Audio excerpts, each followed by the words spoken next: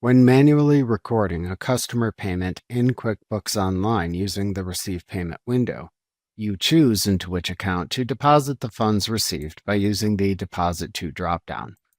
Often, if receiving funds outside of QuickBooks Payments, the amounts are deposited into a Payments to Deposit or Undeposited Funds account. If needed, to then manually record a deposit of funds from this account into a bank account, like your company's checking or savings account. Hover over the plus Create button in the navigation bar, and then click the Bank Deposit link under the Other heading in the drop-down menu to open the Bank Deposit window. Then select the bank account into which to deposit the funds from the Account drop-down in the upper left corner of the window. Enter the date of the bank deposit into the adjacent Date field. If you have locations enabled in QuickBooks Online, you can use the Show Payments for this location dropdown to show funds received from a specific location within the Select the Payments included in this deposit section below if needed. The default dropdown value is the All Locations choice. The Select the Payments included in this deposit list shows all received payments waiting for deposit. This list has the column headings Received From, Date, Type, Payment Method, Memo, Reference Number, and Amount. The Received From column shows from whom the payment was received. The Date column shows the date the payment was received. The Type column shows within which transaction window the amount was entered into QuickBooks Online. The Payment Method column shows what type of payment it is. The Memo column shows any memo field information. The Reference Number column shows the payment's reference number if applicable. The Amount column shows the payment amount. To select the payments to record in this bank deposit, check the checkboxes to the left of the items in the Select the Payments included in this deposit list. To mark all items for deposit, click the Select All button at the bottom of the list.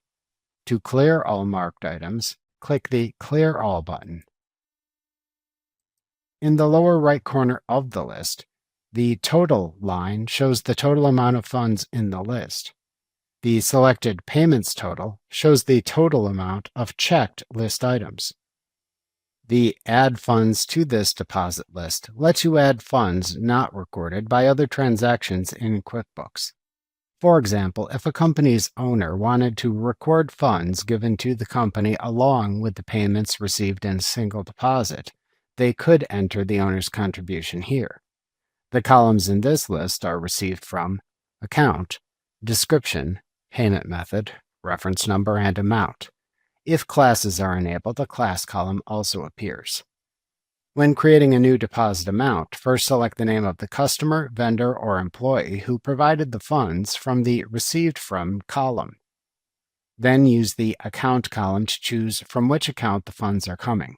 For example, if recording an owner's contribution to the company as part of the total deposit, you would select the owner's contributions equity account.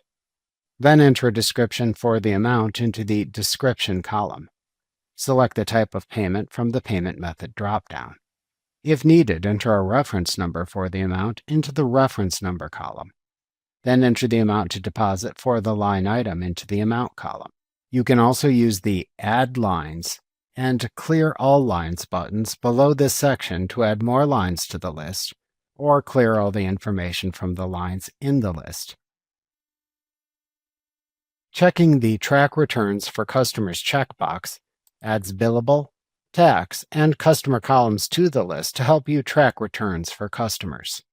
The Other Funds total for this section appears in the lower right corner of this list.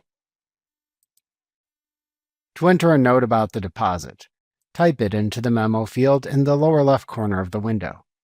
You can also use the Attachments field in this area to attach a file to the deposit if desired.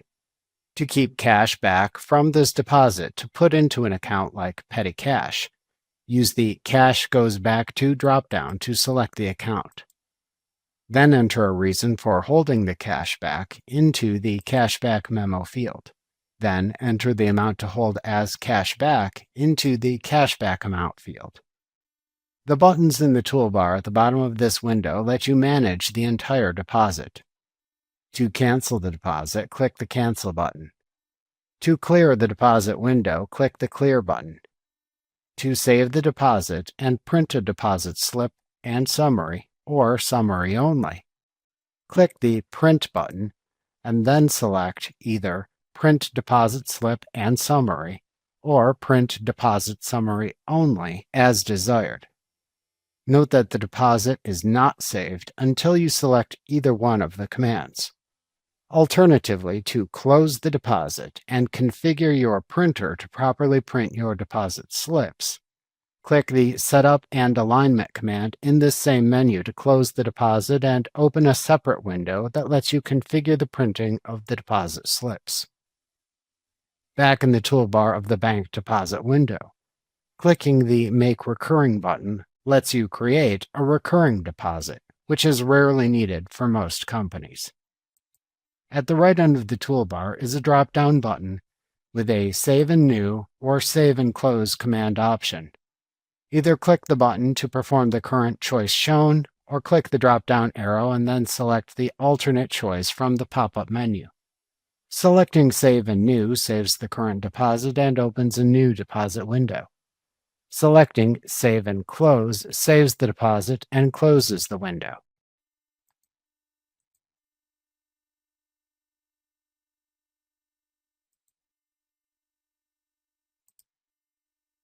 After saving a bank deposit, a More button then appears in this toolbar that you can click to show a menu of choices from which you can select.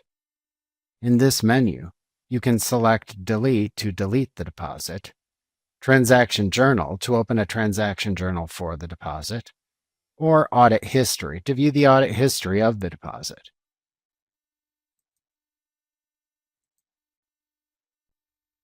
Remember to click the subscribe button to see more of our videos. See our full suite of courses, instruction manuals, and quick reference guides at www.teachucomp.com.